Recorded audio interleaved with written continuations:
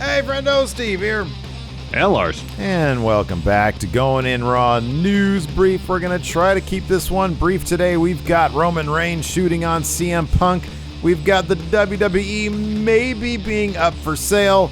And some news on a celebrity that WWE wanted to bring back. Before we get started, do us a favor. Hit that thumbs up. Hit that subscribe button. Let's help keep growing Going In Raw. Larson, what's first in the news? As you mentioned in the tease there, Roman Reigns, he was interviewed by Ariel Helwani and was asked about the practice of WWE bringing in part-timers, in this particular case, John Cena. Of course, he's in the main event opposite Roman Reigns at SummerSlam. And bringing the part-timers in and potentially maybe taking prime pay-per-view spots away from full-time roster members, and the criticism of that practice from people like CM Punk. Ooh, Phil. These transcripts are brought to you by WrestlingNews.co. What Roman had to say, quote, "Those statements are coming from bitter people who thought they were better than they really were. When it comes down to it, CM Punk was not as good or over as John Cena. He wasn't as good or as over and moved the needle like The Rock. It was what it was. From a full-time performer, I understand the frustration and wanting more, but like I said, you got to take it. I'm a full-time performer, but I've done everything that needs to be done to stay in this position, to be in this position, to continue to make opportunity for myself to be in the main event at SummerSlam against John Cena." Oof. Tough words from the tribal chief. The thing that I kind of like about Roman is that he sort of, from what I understand in his interviews, he sort of stays in this character version of Roman Reigns where he just sort of talks some shit and is like, oh, what are they going to do? Fire me? So I kind of appreciate that. And of course, he's carrying the brand right now, so he's going to take shots where it's appropriate to take shots. I don't know. I personally feel like there's an element of truth. I wouldn't compare CM Punk's ability to move a needle to John Cena, who's like a Mount Rushmore guy, or The Rock, obviously, who's like a huge movie star. I think CM Punk is a needle mover for a certain wrestling fan. Certainly, yeah, definitely. Certainly for myself, I was obviously a huge CM Punk fan. You love Phil. I love Phil, and Phil's a bigger needle mover for me than John Cena is for me. But I also understand that I am not, I'm not representative of everybody necessarily. I think you're going to see how big of a needle mover CM Punk is tomorrow. I totally think that that's going to be the case. I don't necessarily. There is a lot of truth here in what Roman said. As great as Punk is and was, never as popular in a mainstream sense, sure, as John Cena, as The Rock. I think as an in-ring performer, I think CM Punk is every bit as good as John Cena is. But in terms of crossover appeal, even probably appeal to WWE's core audience, I mean, as you mentioned, John Cena, he's a Mount Rushmore personality, talent from WWE. The Rock, one of the most popular superstars ever. He's one of the most popular movie stars in the entire world now. Yeah, it's crazy. Yeah. So hard comparison to make. Yeah, you can't really take exception to much of what Roman said here, in terms of comparing CM Punk to Cena and The Rock. But I agree with you. Yeah, CM Punk, for a certain subset of wrestling fans, is a massive needle mover, big time, absolutely. And I think if there hadn't been issues between Punk and the WWE, who's to say that he couldn't have found a way to make his return to World Wrestling Entertainment rather than AEW and move the needle for them? If there wasn't those issues in play, it's entirely possible it could have happened. Yeah. And I think WWE would have seen what kind of needle mover Punk potentially is. That was always the most interesting thing to me. Was there seemed to be, and you always hear about the front office politics. There's one batch of people who are like, anti Triple H being in charge and trying to keep their jobs. There's people who are pro Triple H. It's interesting that I don't know if any of those people understood what Phil brought to the equation quite. It's like, I know that he was champion for a year, but it's not like they ever added him to any matches. The John Cena Rock thing, he always took a back seat to that. And I always felt that there is that audience, and I think we're about to see it explode tomorrow. There's that audience that Phil represents. You know, when he did the pipe bomb and talked so much shit about WWE, the company that was paying him a bunch of money and was about to pay him a lot more, that element, even though we all knew, oh, this is part of a story, it was like, wow, he is talking for us. You know, I want to see more of his type, you know, be featured in focus. Guys like Daniel Bryan, even like later on Seth Rollins, what he sort of represented. Well, further on, you keep on going to Finn Balor, Kevin Owens, Sami Zayn. Yeah. You know, the Ring of Honor thing, you know, Yeah, the Ring of Honor guys, but in a larger sense, historically, WWE has been dominated by larger wrestlers. That was Vince's thing for years. If you're not 6'4" and 250 pounds, it didn't seem like you're really going to get much interest from Vince and get a serious push, at least, you know, to the top of the card. You know, with you could kind of trace it back to Brett, Shawn a little bit, but especially Punk and thereafter, it seemed like, okay, we're going to focus on these performers, who have a wealth of experience in the independents, who aren't necessarily 6'4" or 260 pounds, but can put on really good matches, tell good stories, and have experience in front of live crowds doing those things. And maybe it sounds like we're going back to the way things were in the early 90s, where everybody's going to be 6'4" and 260 pounds. Who knows? Yeah, we'll see. Let's see here. Moving on. How much money do you got in your couch? Let me check mine, and maybe we can buy WWE, Larson, because... Probably not. I don't think we have the money in our couch for that. Might be for sale here. With all the recent releases over the past year plus, there's been tons of speculation about Vince McMahon preparing to sell WWE in the near future. During an appearance on the Recode Media podcast, WWE President Nick Khan was asked about the possibility of WWE being sold within the next year, to which he responded in these transcripts, come to you via our friendos over at Fightful. He said this: "We're open for business on anything and everything." Sorry, I'm going to stop here. Somebody in our chat asked us while we were loading this up, what's a phrase we're over in wrestling that we're just tired of? And we had some good answers, but "we're open for business" is the one that I'm so sick of at this point. He said this: "We're open for business on anything and everything. Even some of the business plans that we've announced recently are different and unique to what the company has traditionally done. We're open for business. If somebody called, we'll listen, but we're not active or out on the marketplace trying to change that structure." So if someone comes in with like a Lucasfilm type offer, you know, where Disney paid $4 billion for Lucasfilm. They'd listen. Yeah. Short of that, probably not going to happen. Is there an updated, let's see here, market valuation? Oh, for WWE, yeah. For WWE. Let's see here. So their market cap is, it's gone down a little bit. I thought it reached $4 billion. It's $3.6 billion is their market cap, which is the number of shares that they have of stock times the amount of their stock's almost at $50 right now, so it's 47.25. So they could probably get a multiplier of that, though, to be honest with you. They could probably get, I don't know, like maybe somebody'd pay $5 billion for them, maybe, I don't know. I wouldn't be shocked. I mean, I don't think that a lot of people see like big releases and stuff as like, oh, they're looking to sell.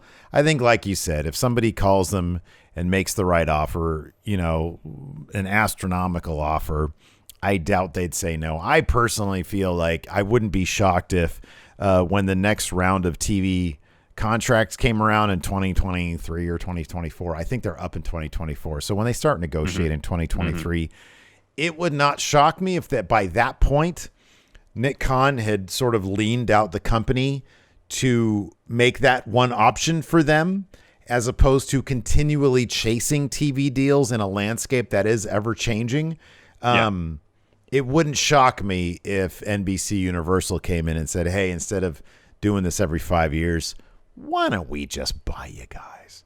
That wouldn't shock me. It wouldn't shock me if that didn't happen either, though. So I don't know. Yeah. I'm kind of the same boat. You know, if we got up tomorrow morning and it found out that would be a bit sold to NBC Universal, wouldn't really surprise me. If it happened 5 years from now, it definitely wouldn't surprise me. Yeah. It seems like it's not a certainty. but it's a possibility. These days, absolutely. Do all listen, man. 10 years from now, it's going to be what, like Disney and Warner. That's it. It's going to be like Sony's going to be sold to one of these guys, or their properties are going to be sold off. NBC Universal seems to be their own thing too. NBC Universal, Disney. I think it's going to be some weird merger between NBC Universal and Time Warner. I think they're all going to just merge into that, and then you'll have Disney. Disney's big enough to be their own thing. Yeah, totally. Anyways, let's talk about Mike Tyson. Okay, how about that? Let's do that. Last time we saw Mike Tyson in a pro. Spinal. What's that from? It's Mike Tyson. Jim Gray asked him after a match. As I heard you had some back problems. Yeah, spinal. That's right. So last time we saw Mike Tyson in a pro wrestling ring, he was the special enforcer for a match between Chris Jericho and Dax Harwood. Yes. Back in April earlier this year. But according to PW Insider, WWE tried to get Tyson involved in SummerSlam, stating, quote, WWE plans called for Tyson to be the voiceover artist for the opening video package for Saturday's SummerSlam pay-per-view. PW Insider is told that WWE's attempt to lock in Tyson were unsuccessful. There is no word yet on who may be voicing over the opening for SummerSlam in Tyson's place. Well, yeah. Who are your leading contenders?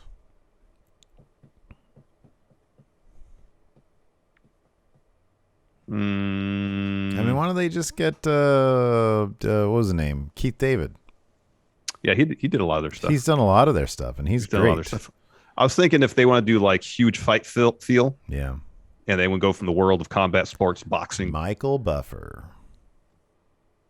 or Bruce. Bruce is like more relevant these days. Yeah, but give me Michael Buffer. My guy was cheesy. I'll be honest. The Michael Buffer's line might be more iconic. I feel like Bruce Buffer is actually better at the job. Oh, Bruce Buffer's way better at the job. That guy is really so good enthusiastic in there. Yeah. But yeah, Michael Buffer's way more iconic. Absolutely, man. That dude used to make money hand over fist just to walk out there. It was like 10,000 just to do it, something like that. The master of the torture rack of doom, Lex Luger. Let's get ready to rumble. So I was just thinking about it. Other well-known boxers. Yeah, or fighters. I don't know. Connor, get Connor to do it. He sounds pretty in those what are those things? The whiskey that he does? What is it called? Mm-hmm. Proper number 9 or something? Something like that. What is it called? Yeah, something like that. I remember what it's called. He sounds pretty cool in those. Yeah. Didn't he beat up an old man once? That sounds familiar. Anyways, let's talk about somebody who's going to beat up on somebody this weekend. Walter going to beat up on Ilya Dragunov. Not sure if he's going to beat him up enough to retain that NXT UK title, but he recently sat down and talked with Wrestle Talk's Tempest and talked about the pot. What a big get for Tempest. Good for him. Yeah. Proper number 12. There you go. Thank you, Joe. He says it's sewer water. Wow.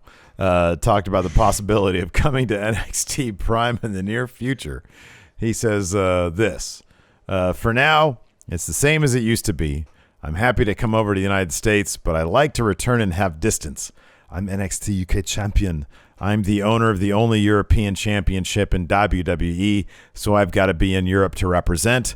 I try to focus on the next challenge in front of me and not really much further ahead, because with every step, like whatever the outcome will be, that could change in the future. So at the moment, I try not to make long-term plans ahead, but we'll see what the future brings. Boy, he's really taken from the book of Triple H here, isn't he? Mm-hmm. These non-answers. This is interesting. He says, for now, my focus on Sunday. This is interesting in that we had just heard in the past that any talk of him moving away from Germany or Austria or wherever he resides is a firm no. Not going anywhere. Not doing that. 9, right? Yeah. This is not that. Every man, in the words of Ted DiBiase, has their price. Every man prioritizes things different. Yes. Maybe Walter's like, hey, every couple of years, maybe I'm willing to go to the States. Yeah, I mean, it's because he's done everything he can do probably in NXT UK, unless he wants to be tag champion or win the Heritage Cup, Yeah, dude. But he's been champion for 3 years, basically, however long it's been, forever. And what's next for him after that over there? You know, if now it all aligns with his own ambitions and where he's comfortable living. Because if, you know, but if he's come to the point in his career was like, okay, what's the next step forward? And that's NXT and the deal's right. I wouldn't be surprised if he considers it. But at the same time, we can only go by what he has said in the past. In the past, it seemed like a very firm no. Yeah. This seems like a push on the question, kind of. Yeah. You know? We also don't know what the schedule is going to be like for NXT. I mean, we've heard, obviously, you know, USA is paying for a live show, so I suspect it'll probably remain live. Yes. Maybe. Yes. What if they do like a hybrid of live and tape stuff? You never know what that's like, and maybe Walter can come to an arrangement where he's only used, I don't know, once a month or so. He's able to travel a bit here and there, and I don't know. We'll see. It sounds like he enjoys being under the WWE umbrella, though. So so hopefully we'll see a lot more of Walter, because I'm a huge fan. So. Oh, he's outstanding. I got breaking news here from GCW. Minoru Suzuki returning to GCW.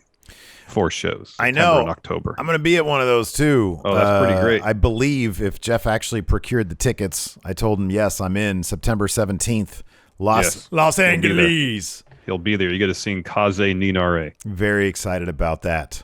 So yeah, if anybody else is going to be in LA for GCW September 17th, come say hi to Steve. Yeah. NXT UK went down today, and we watched it live here on the Twitch. It was a fun show. We had Stevie Turner versus Meiko Satomura. No surprise here. Meiko Satomura tapped out Stevie Turner with a STF. Yeah. The only surprise is that she didn't hit her F. She didn't hit her finish. Yeah.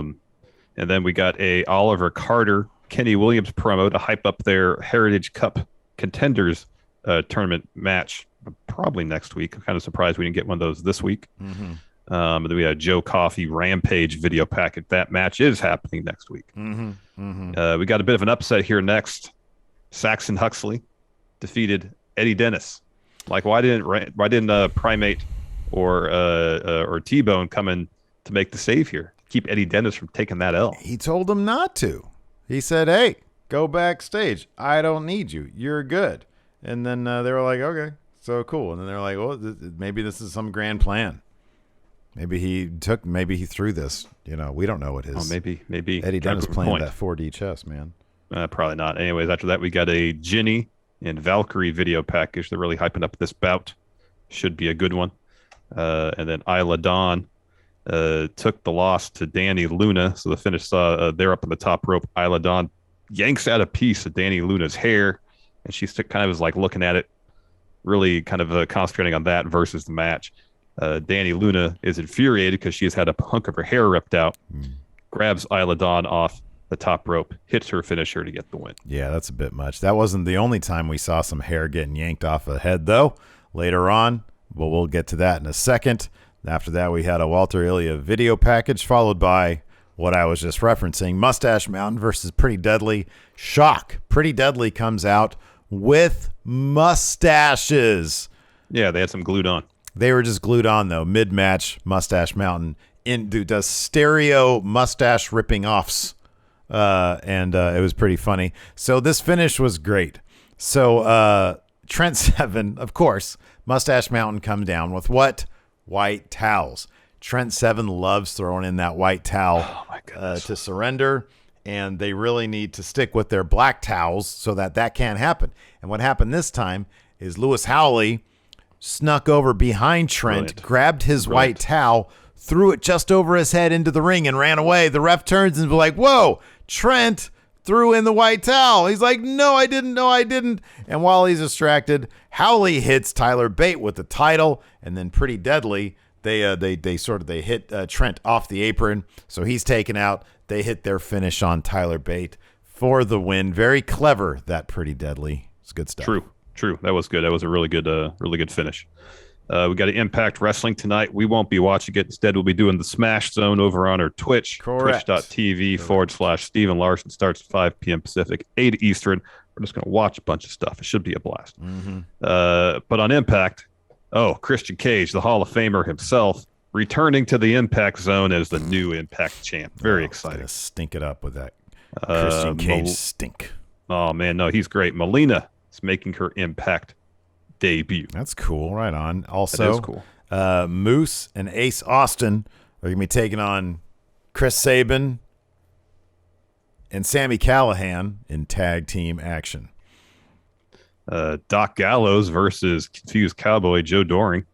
And Mahab Ali Shera versus Matt. Let's see if Matt Cardona is going to actually pick up a win this week. He lost against John Skyler last week, man. Oh, wow. Yeah, but it was thanks no way to treat the GCW champion. No, man, all sorts of disrespect there to the GCW champion. Anyways, that's going to do it for us today. Thanks, everybody, for tuning in. We appreciate it. Oh, really quick here. AEW ratings, 975,000 people, so almost a million. And then 0.35 in that all-important demo.